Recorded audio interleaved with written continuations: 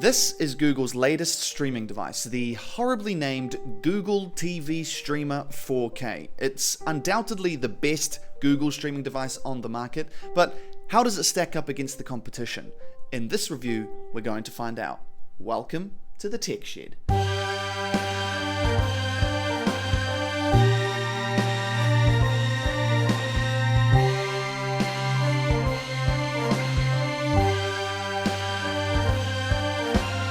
Let's start with the short version in case you don't have time to watch the entire review, although I think you should. This is by no means a groundbreaking new streaming device, although Google has introduced some welcome new improvements.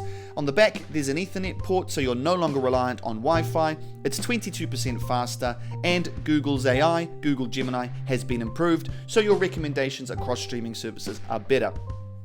On the back, you'll also notice there's a button. This is a Find My Remote feature. Press that, and this will play a little jingle. If you've lost it under the couch, you'll find it, and that's excellent.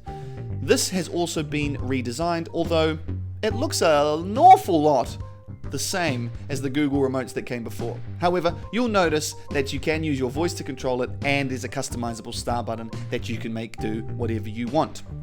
But my favorite feature is the integration with Google Home. This is fully compatible with other Google Home smart devices. That means you can control things with your TV. Want to change the colors of the light bulb? Use your TV. Want to change the thermostat? Use your TV.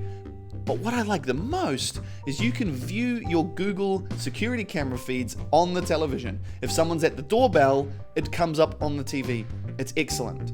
But those are just sort of additional features that don't really push the industry forward. This is just another 4K streaming device, and I will go into more depth about that right now. I'll start with the price. In New Zealand, because that's where I'm from, this costs $179. In Australia, it's $139. In Europe, it's 119 euros, and in the US, it's 99 US dollars. That's very good because it's significantly cheaper than similar competitors. I'm thinking Apple's 64 gigabyte Wi-Fi only option is a good $50 more everywhere in the world. That means for the price, with the Google TV Streamer 4K, you're getting quite a lot of bang for your buck. In regards to the design, it's a streaming device, so who cares? It's white and it looks good underneath the TV. What more do you want? On the back, there's an HDMI port, an Ethernet port for super fast wired internet speeds, a USB-C charging port, and a button. The button is the Find My Remote feature. Press that, and this will play a little jingle. You can also do this through the Google Home app on your phone, and it's excellent. Not once did I lose this. In fact, I lost it all the time, but I could easily find it with the jingle.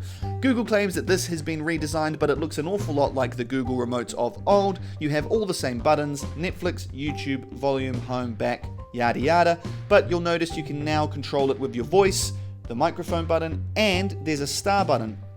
This is a customizable button. You can make it do whatever you want, and it's easy. Just hold it down, select it to do something, and it does it flawlessly. I used it for Amazon Prime. I had no issue with it.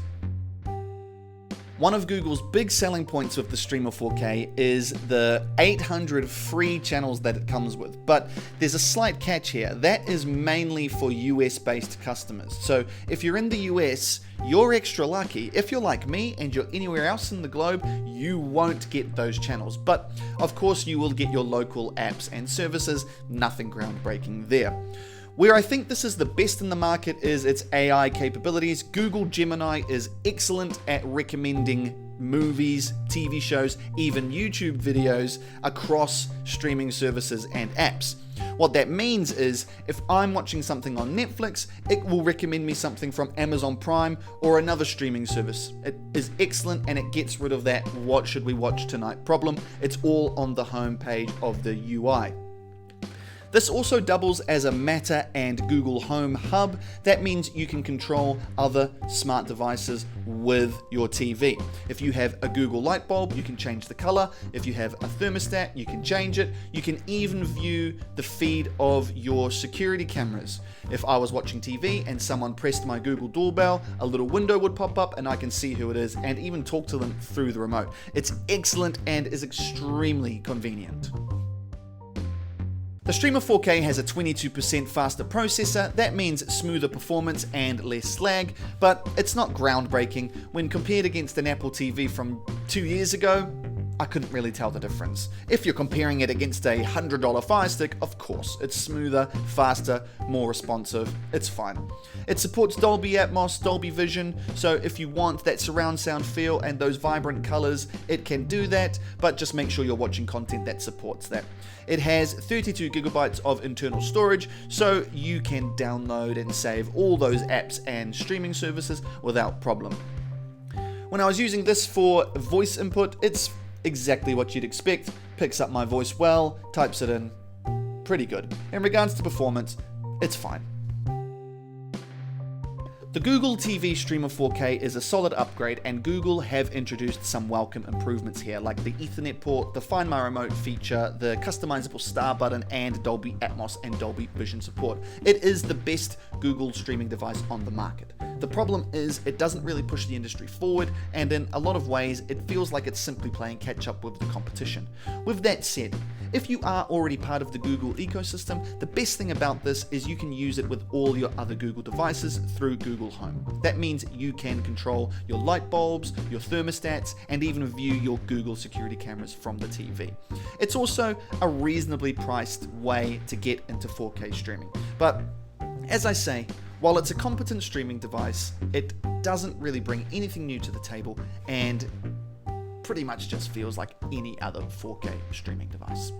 That's been the Tech Shed. Thanks for watching. Keep an eye out for our next review.